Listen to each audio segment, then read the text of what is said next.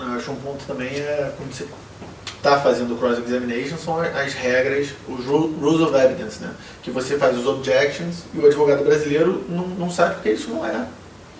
Não é culturalmente conhecido para ele, né? E aí você coloca ele do lado contrário do advogado estrangeiro que estudou isso, enfim, aí você já tem aí um certo desequilíbrio. Acho que esse é um gargalo, de certa forma. Um outro detalhe, você tem aquelas audiências de, vamos supor, aí uma semana.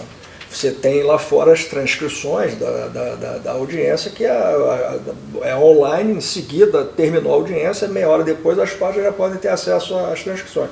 Você fala muitas vezes com um advogado brasileiro e acha que aquilo viola lá o princípio da unicidade da audiência, já vai saber antes, a outra testemunha vai poder ter, enfim, conhecimento do que foi dito, e muitas vezes, na maioria das vezes, eles não querem receber as transcrições, enquanto que lá fora todo mundo faz questão de ter as transcrições para se preparar para o próximo round. Né? Mas isso, Pedro, eu acho que é exatamente essa questão cultural. Quer dizer, para nós brasileiros, o modelo é inquisitorial, quer dizer, tudo vem dos árbitros. Para os norte-americanos, em especial os norte-americanos, né, porque esse é o modelo de common law, o processo é adversarial, quer dizer, são os advogados que vão montar a estratégia do processo.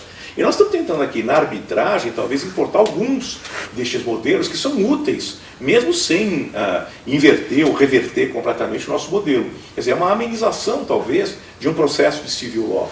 Carmona, eu tenho até uma dúvida quanto a isso. O Brasil, enfim, ele adota culturalmente o processo inquisitorial, em que o juiz ou o árbitro ele tem uma liberdade ampla de investigar, dirigir, ir atrás, e lá fora é um pouco o contrário. A arbitragem, ela mescla os dois. Na sua opinião, e na opinião da Selma e do Pedro, o que vocês acham que tem que ser o papel do árbitro?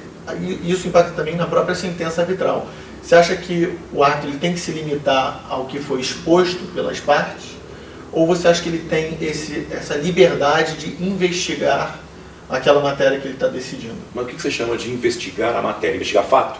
Investigar fato, investigar direito, se basear no direito não suscitado. Sim, tranquilamente. Quer dizer, veja lá, direito não suscitado significa a qualificação jurídica do fato. É claro que ele pode fazer isso. Iura novit curia, o árbitro também. Agora, inquirir fato, isso é grave. Quer dizer, o que está dentro da arbitragem são aqueles fatos que as partes trouxeram e debateram. O árbitro não vai sair por aí procurando na internet, artigo de jornal, entrevistando testemunha, para saber se aquilo que ele ouviu ali está certo ou está errado. Então, qual é o limite da atividade do julgador, qualquer julgador? Aquilo que está no processo. Mas é evidente que a qualificação jurídica, tudo aquilo que está colocado, é livre. Isto, meu caro, no Brasil. Se perguntar para um italiano, certamente você vai ouvir uma resposta diferente.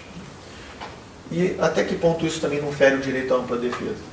Você acha que toda vez que o árbitro se basear num argumento, ou num argumento de direito não suscitado pela parte, ele tem que abrir esse argumento para os advogados, para as partes comentarem? Argumento jurídico? Não. Acho que você tem que diferenciar se a gente estiver falando em arbitragem nacional ou internacional.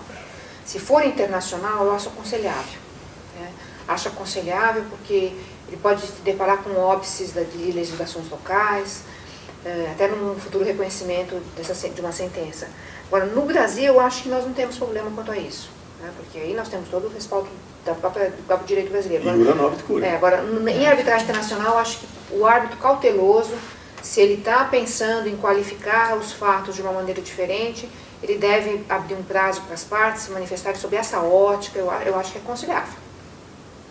O Iura novit curia, ele funciona quando você tem advogados ou juristas no painel. Não.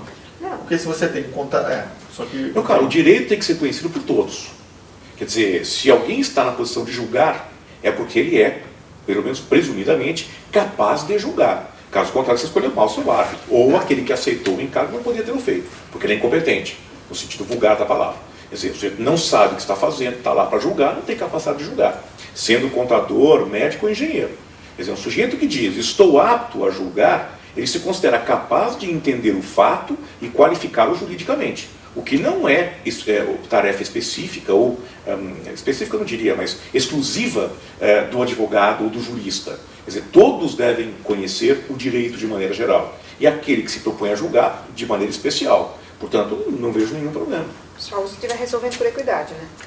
Equidade E ainda é um bom assim, senso. da mesma maneira. É um bom senso jurídico. Ele pode dar a motivação, porque julgamento por equidade também é julgamento motivado. Ele pode motivar dizendo, olha, ninguém qualificou o fato deste jeito, mas eu o entendo assim. Ele está adstrito ao fato? Perfeito, ele pode dar outro argumento. Isso não é muito claro, não é nem muito fácil de concordar, mas me parece que na arbitragem nacional, a meu ver, não vejo nenhum problema. Na arbitragem internacional, a Selma tem razão, o árbitro tem que prestar atenção qual é o reflexo da decisão que ele vai tomar em termos de foro. Quer dizer, se ele vai executar essa decisão na Itália, ou se o direito a ser aplicado é o italiano, tem que tomar atenção. Porque no direito italiano, a qualificação jurídica do fato está ligada à causa de pedir. Então, é preciso verificar que a ideia da substanciação, por exemplo, não é tão clara entre Brasil e Itália. Há sistemas que não adotam a mesma ideia que nós adotamos, né? De que a qualificação jurídica do fato não é relevante. A qualificação jurídica aqui é livre. Individuação, substanciação. Essas são duas formas diferentes de ver a ideia da qualificação jurídica dos fatos, né? Aquela pergunta sua sobre os advogados, eu acho também interessante a postura dos advogados na própria condução do processo, né? Na forma de redigir, na linguagem, de ser menos prolixo, mais rápido. Às vezes você se depara com petições de 100 páginas em arbitragens e que você não consegue descobrir o que ele está querendo falar, né? Porque são matérias extremamente complexas e está extremamente tumultuado, né? Então, ter também ser mais assim, menos prolixo, né? E ter noção de que um processo judicial é diferente, se bem que até hoje no processo judicial também, mas que o processo arbitral é completamente diferente do processo judicial, né? Tem que se preocupar com os fatos, o direito deixa para os árbitros.